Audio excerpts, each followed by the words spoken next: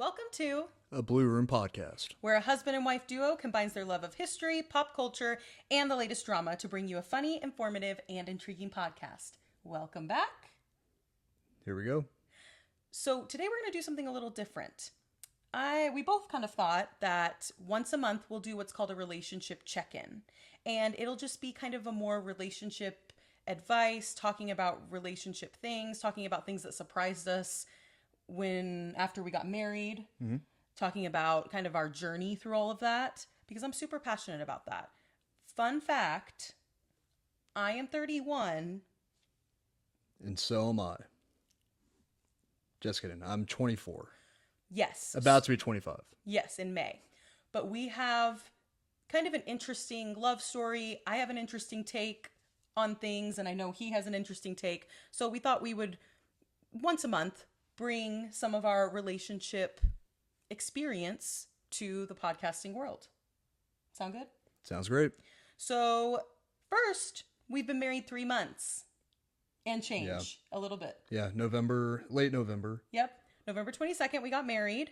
So yeah, it's March 3rd, right? It is. Wow, I can't believe we're in March. Yeah. Man, January and February are dark months, I feel.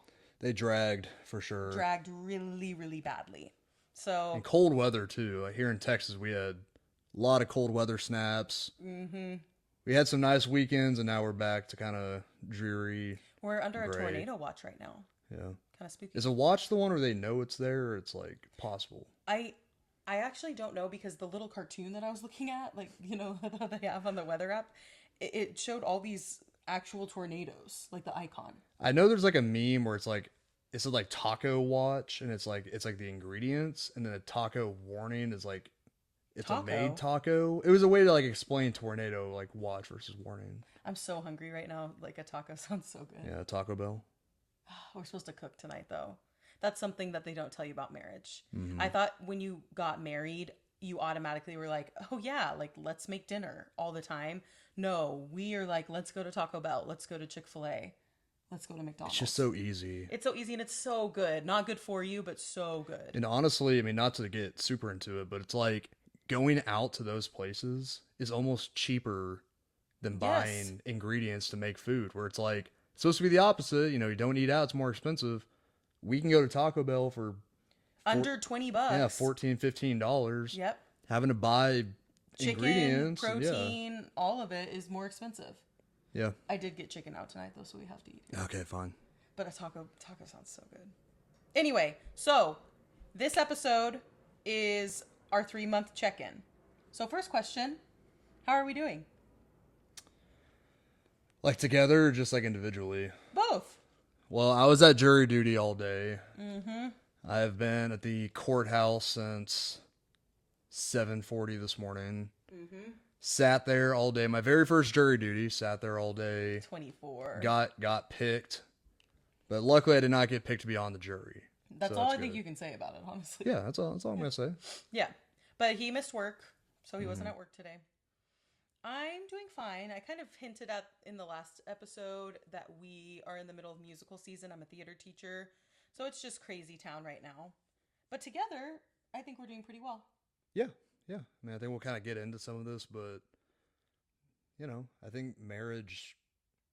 Our 3 months, there's been some difficult points, but it's not really with each other. It's outside resources that are making some things difficult, but it's not us. It's not like we are having a difficult time. It's, you know. And that's the thing that I really want to tell people is that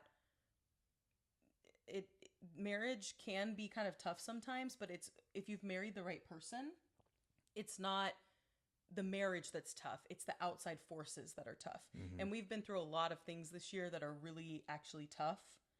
And but it's outside forces that can really test a marriage. And I think that's what happens a lot of times is like money gets in the way or family gets in the way or extenuating circumstances, jobs, all that stuff gets in the way, and you forget why you got married in the first place. Yeah. And I think one of the best pieces of advice that we got is that it's us versus the problem. And that was in our marriage prep. Yeah, like I think it's really easy for married couples to use the other person as a scapegoat, as you got us here. You put us in the situation when I think what you and I have done a really good job of, well, we're in this situation. Let's get out of it together. Yep. You know, we don't. And that's not to say like some nights are hard or some days are hard and we pick at each other or like we aren't our best selves, but at the end of the day we always come back together and we remember why we got married. And our wedding, we'll do a wedding episode, but our wedding was so beautiful and I got to marry my best friend. Thank you. Our lights just turned on. He has the whole house on timers. That's something I had to get used to, was that he loves timers. So we never lived in a house like that. I like living in a smart house. He's never even seen Smart House. Remember that movie, everybody?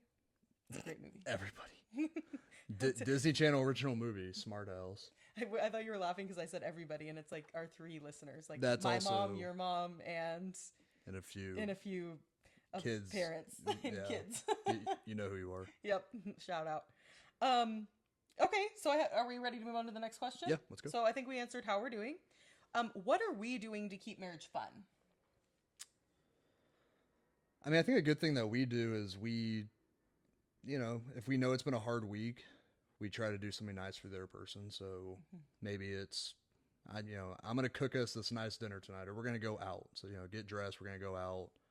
I think little stuff like that. Or we give ourselves things to look forward to, I feel exactly. Like. Yeah. Well, I think too, it's like, if I've had a tough week, you do stuff for me that lifts me up. And if you've had a tough week, I do the same. So I think not getting, I don't even know what it would be called, not getting complacent and trying to make the other person happy is a big thing. I love that word. Not like complacency, like just remembering what we're doing this for. Yeah. And I think that's really sweet of you, honey. Yeah, thanks. But I do think we give ourselves things to look forward to. Like my favorite thing to think about right now is that we haven't gone on our honeymoon yet. And we kind of did that on purpose because we got married the weekend before Thanksgiving, but also because we knew that we would both want something to look forward to. So we're going to Disney World in May, and that's something huge to look forward to. So I think that is probably both of our best advice is be there for the other person, but give each other something to look forward to. Yeah. Yeah. I mean, I think there's certain times where we do things that maybe you don't want to do or things that I don't want to do, but you do it for the other person. And that's the whole point. Exactly. And also we do stupid stuff like we have Nerf guns in one of our kitchen cabinets. And sometimes he'll be like, it's time. And we have Nerf gun battles in our house. It's just dumb, but that is getting a little more scary because we have a lot more breakable items in the house now. Yes, we do. When we moved in and there was nothing in the house, and it was a little bit easier. There was one couch you could hide behind, but nothing was gonna break. And so, what is our best advice to engaged couples? We know so many engaged couples right now. One of my very dear friends just got married. One of my other friends is engaged. My brother is engaged. So, what would you say in the time of engagement? That your hair's kind of messed up. I'm sorry. How do engaged couples, how should they spend their time intentionally? Well, my first thing would be, it's kind of that same point. Don't be complacent in engagement. We had a very short engagement. It was only tell them our timeline. 7 months. Yeah, basically 7. We got engaged. No, 9. Okay, well, yeah, whatever. 9. We're coming up on our 1-year anniversary of getting engaged. We got engaged on March 11th. So I think even if you do a short engagement or a long engagement, don't be complacent in that. That's kind of like your preview to marriage. So during that engagement period, you should be not changing yourself, but you should be kind of altering yourself, getting ready for marriage. That I would say, and spending intentional time together, but also spending intentional time with a couple that you look up to, I think can be good too. We were very lucky because my aunt and uncle were just a very good couple to look up to, and they talked about how marriage should be easy. It's the outside stuff like we talked about before that's hard, and I thought they were a good couple for us to kind of look up to, in my opinion. Yeah. And your parents too are really good to look up to. But also, and this is just my opinion, I recommend getting in some kind of marriage prep. Whether you're religious or not, I think it's super important to take the time to be in a type of marriage prep. Yeah. And in the state of Texas, you'll get a discount on your marriage license. You do. So, yeah, I mean, I think that's the biggest thing. You don't need to change yourself. I mean, part of the thing is, you decided to get married to that person. You don't want to change. But there are some things that you have to kind of alter because you're about to get into this relationship to a new level. So, you're no longer just dating. You're no longer, especially single. That's always a interesting thing where it's like, oh, last single night or whatever. But I think kind of getting into that mindset of, Well, you're not just thinking about you anymore, you're thinking about this other person. yeah, and it's not even like, oh, it's not my girlfriend anymore. Like, fiance is an entirely different connotation. Fiance, it's a different meaning. And there's more meaning behind it, honestly. Yeah. Because you're stating to everybody that this is your intention, you're getting married. Yeah. And I know for me, buying your engagement ring was the biggest amount of money I've ever spent at like one time. So, I mean, It's gorgeous. obviously too. that's a material thing. You don't have to spend a ton, but that's your commitment that you can always remind yourself of that because you should be Yes. excited when you go to buy, your significant other's engagement ring. That's an exciting thing. So, And by the way, I totally knew when he was going to do that. yeah, okay, sure. We'll have an engagement story too. Okay, this is a question that I'm super passionate about. What is our best advice to singles? Can I start? Yeah, I'll let you go first. So, like I said at the beginning of the episode, I am 31 years old. He's 24. I had in my mind a picture of who my husband was going to be, how it was going to go, what it was going to be like, and the exact, basically opposite thing happened, but I'm so thankful. What does that mean? Okay, I'm going to explain. That hurts. I thought, no, It's painful. stop. I thought Burns, stings. I was going to be alone forever, okay? And I was in that mentality of, oh, my 20s are over. I didn't date that much in my 20s. My 20s are over. What am I going to do? I'm going to be single forever, I guess. I'll focus on my career. I'll focus on my passions. Like, I guess this is done. But I so wanted a husband. I prayed for a husband. I did this, what's the word I'm looking for? Prayer, what's it called? I have no idea. Not a devotion, I guess a devotional, but it was 31 days of prayer for your future husband. And I did that twice because your girl really wanted a husband. Then this guy shows up and I had only ever dated brunettes. He's blonde. He is 24. And at this point I'm 28. Well, you were 22 actually, right?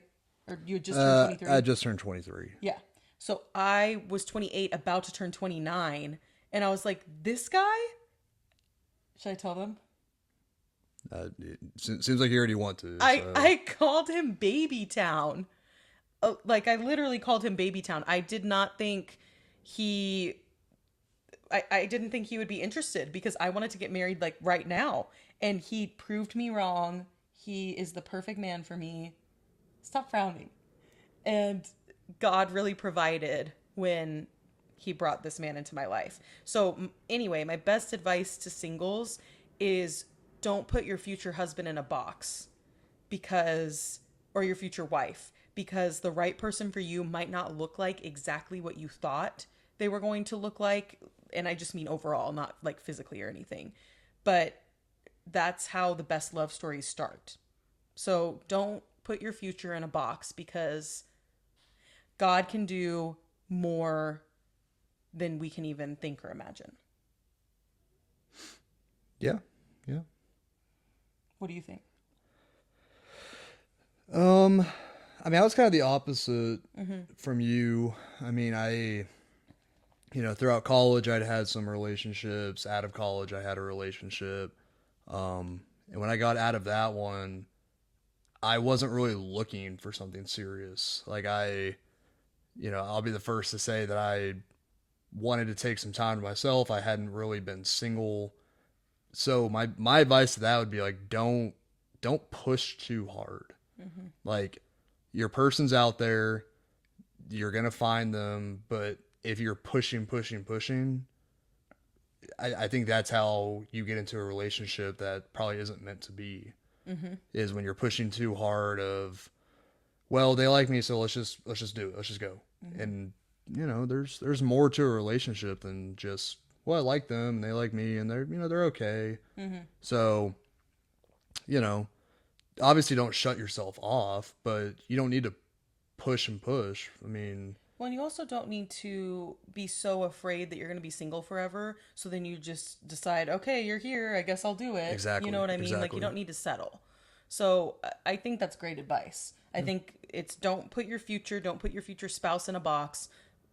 And also don't push and don't put pressure on something that's not actually meant to be. Yeah. Cause I mean, I have no hate towards anyone that does, but like we didn't match on a dating app or anything. We met each other. We met each other in the wild. Yeah, like in the real world, and there's nothing wrong with meeting someone on a dating app. Not at all. Not at all. That's this century's way of doing it. But I think it's so easy to swipe that it's like, well, this person's fine enough. They're you just swipe yes, and I think that's how you get into this cycle of, well, I'm going on a date, but I don't really like them, but they're okay, and so because you're pushing too hard just to have something. So I mean, but then let me tell you something. It is way worse, and we've gotten this advice too. It is way worse to be married to the wrong person your whole life and then have to get a divorce or just be miserable your whole life or just to only stay for the kids and then just be miserable than versus being single and being happy in who you are. Yep. You know what I mean? And I know single people are probably rolling their eyes. You get told the same advice all the time. But I think the best two that we came up with is don't settle and don't put your future spouse in a box. Okay. Last question. And then we have a recap. We're going to talk about the Oscars a little bit and 1923. So if you haven't watched either of those, spoilers are coming for you. But final relationship check-in question. What is the most valuable lesson you've learned in marriage so far? I don't know. Do you have one like in My the answer's chamber? kind of weird. Okay, But go are you ahead. ready? Well, I've gotten used to that. Yeah, I'm a little bit dramatic. He puts up with a lot. Okay. So this is gonna sound weird. I have learned that I always think that we're on the same page and that we're thinking the same thing. And I forget sometimes day to day that he's having 1,000 thoughts in his mind. And I also I'm probably having like a million billion thoughts in my mind because female brain is just all over the place. But he's having his own thoughts and he's having his own thoughts on how things should go. And he's reading me just like I'm reading him. And I forget sometimes that I have to speak my mind and tell him what I want done. He just can't read my mind. And oftentimes, yes, because he's my person, he can read my mind and he does do things without me asking. But on the times when I get frustrated, I've been stopping myself lately and thinking, did I even say this to him out loud? Does he even know this beyond my mind? Like just now, I'll give an example. I had to take a call and in my mind, I was like, oh yeah, he needs to be setting up the podcast equipment. But then when I came out from my call, he was playing video games and I was like, why didn't he set up the podcast equipment? And then I'm so glad that this like thought in my head has been like talking to me more. And my thought was, well, because you didn't ask him to. So that's something that I've had to get used to because I've been single for a very long time. And so I've been used to just depending on myself. But it's funny because I am used to him reading my mind, but also he's human. He can't read my mind. So ladies, speak your mind, tell them what you want. And if they really love you, they'll most of the time do what you want. Yeah, I like that one. Yeah. That's a good thing. Does that make sense? Well, yeah, because I think that's where frustration comes from is trying to articulate what you're trying to say, but also expecting them to know. And, I mean, I think even if you're together for 60 years, I think there's still a level of, well, we're our own people. Yeah. Like we're one, but we're all our own people too. And it's just so funny because I forget that you're having a million billion thoughts in your mind too. And you have stressors that you're worried about. And so do I. So it just kind of depends. yeah, that's a good one. Yeah. Um, I actually heard this one today in court, not to give too Oh. much, but I think, what's the question again? What have you learned so far in Yeah. marriage? The best lesson? Sorry, I had it all queued up, and I was like, I want to make sure I hit the prompt. Yeah, that's okay. You know, you and I bought a house in March, so we got engaged in March, bought a house in March, and to go from an apartment to a house is big. I mean that's a big transition. You go from, Yep. you get to pay internet, water, electricity. That's basically all you have to really worry about in an apartment. And people take care of it for you. Yeah. Like if a pipe bursts, someone is there to take care of it. Yeah. And like, oh, we had valet trash. We would just put our trash bags outside. And so I think a big lesson that we've learned is like we have to share responsibilities that Yeah. isn't always fun. Like nobody likes to take the trash out, like, especially now. Not that's a giant deal, but we had to take the trash out the front door, around the side, put it in the bin. Like that's more work than an apartment. And one of the best things is like when you move into a house, we are both like, okay, I'll be in charge of trash, you be in charge of dishes, I'll be in charge of laundry, you be, and that's just Man not. plans, God laughs. Yeah, like that's just not how it is. Yeah. Like I think it's really easy to come up with all these plans, but that's just not how it is. Like if there's times where you're home before I am and the trash is full, you have to take the trash out. Well, And that's just how it is. today, another example, he rolled out the trash. Mondays are trash days. So he rolled the trash out and the recycling last night. Well, he wasn't home today and the empty trash bins were just in front of our house. So I rolled them back. And that's just what you have to kind of do. And I know you don't like this, but my friend and I had a joke about pink chores and blue chores. And I've found that it's just not feasible all the time. No. And he really doesn't like that. So, Well, because like even but there's certain things that he does that I will not do. Like he goes Yeah. up into the attic, he gets the decorations down. I'm of course down there ready to grab the bins from him, but I'm not going up into the attic. And then there's certain things. I'm trying to think of something that well, I do that I you have a don't do. good one because this one seems to get lumped in where it's like, well, the man pays the bills. Well, you and I have a combined checking account. Both Yep. our paychecks go to the same account. Yep. And And we can do an bills- episode on that too, by the way. Yeah, and like in bills when you have a house and you're an adult is a lot more than just rent, internet, electricity. Like one of the best things that I think we do is, I have stuff that I pay, you pay water, you pay stuff for the city, and that's I do gas, I do electricity, but he takes care of like the internet. So anyway, I don't want to bore you with it, but yes, but it's just it's we a split up. You have to split it up because Yep. everything is gonna be too big to Well, do and by it's yourself. it's so smart to put two eyes on everything too, Yep. two pairs of eyes. So I like that. Yeah. We were just talking about that too. Yeah, I mean, just don't put any like hard and fast rules on anything because things Besides loving each other. okay. Well, because things are going to change and you have to adapt. Yes. Yeah, Are we ready to talk about the Oscars? yeah. So last week we said that it was Ricky Gervais hosting, and that was a giant flub. Yep, we do have to put in a correction. Yeah, it was Conan. He did a good job. He was fine. I mean, he was okay. He was funny. He just reminds me of like the Green Goblin or something. Like he freaks me out a little bit. Willem Dafoe. Yeah, I guess. I don't know.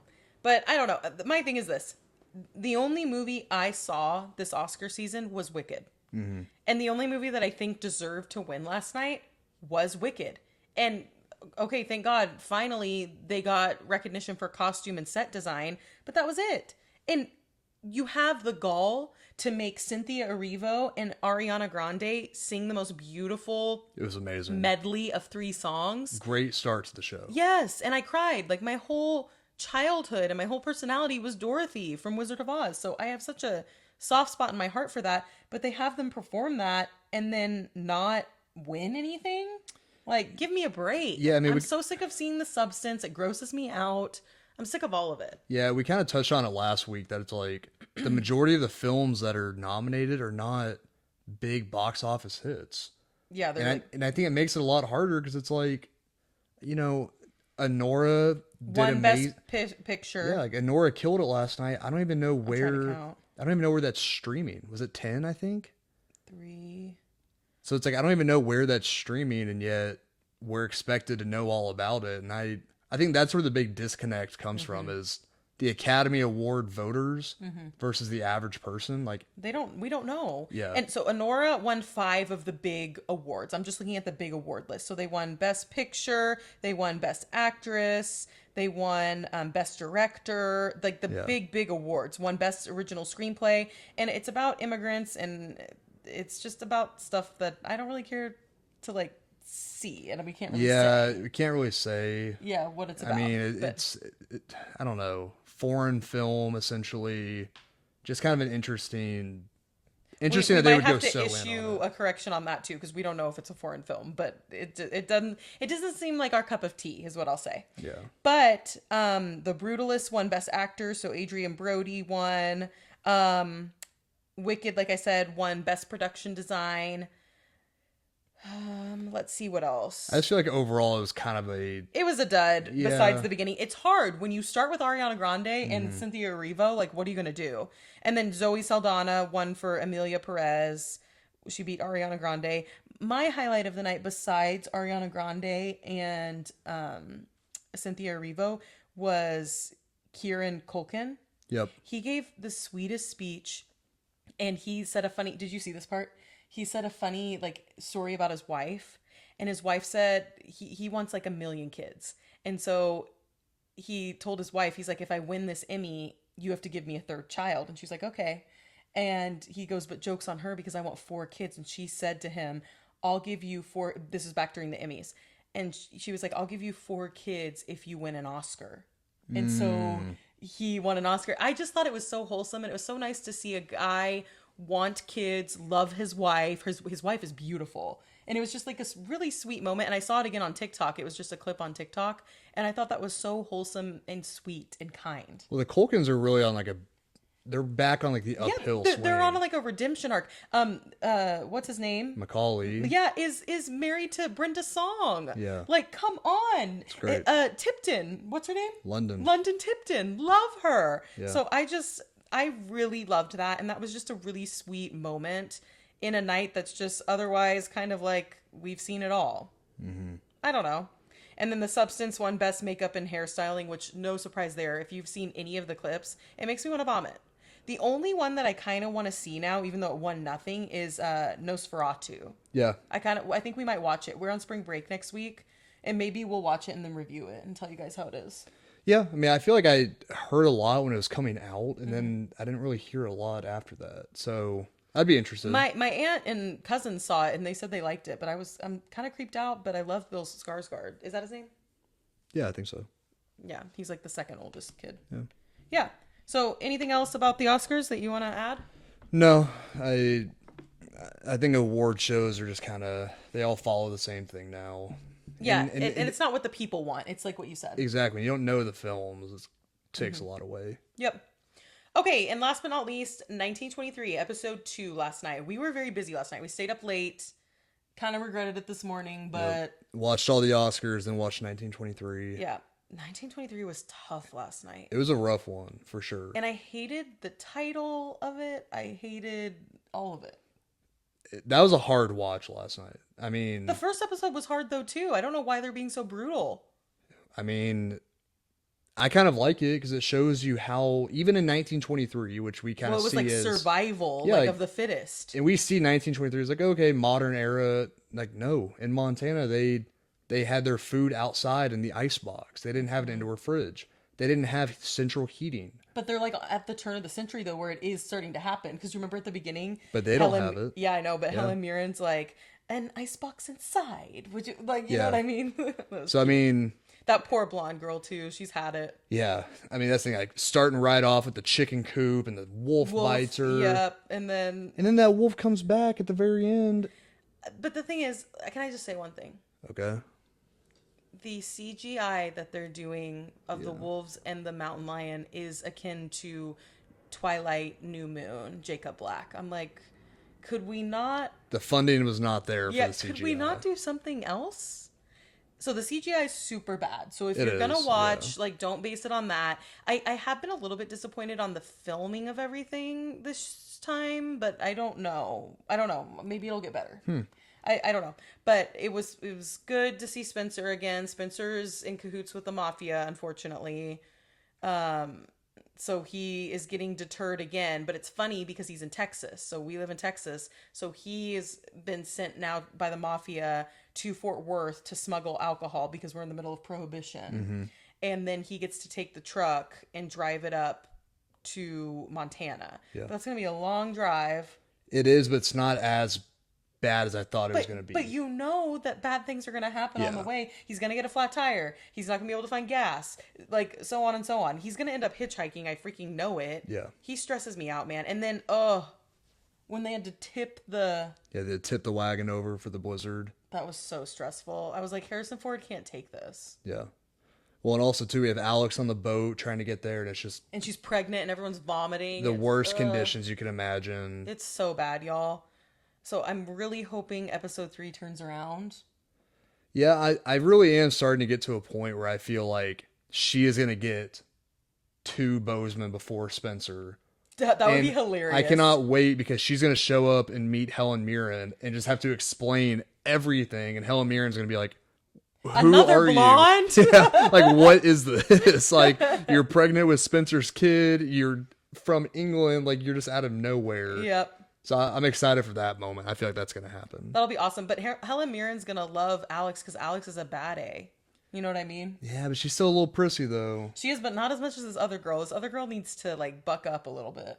I told you that, and you're like, what? She got bit by a wolf. Well, she did, though, and that's actually awful. But she did need to stop when they were giving her the rabies shot. Like, come on, girl. Like, it's okay. Oh, that was disturbing. That was disturbing. Yeah. So, I don't know. Feel bad for the nurse. R.I.P.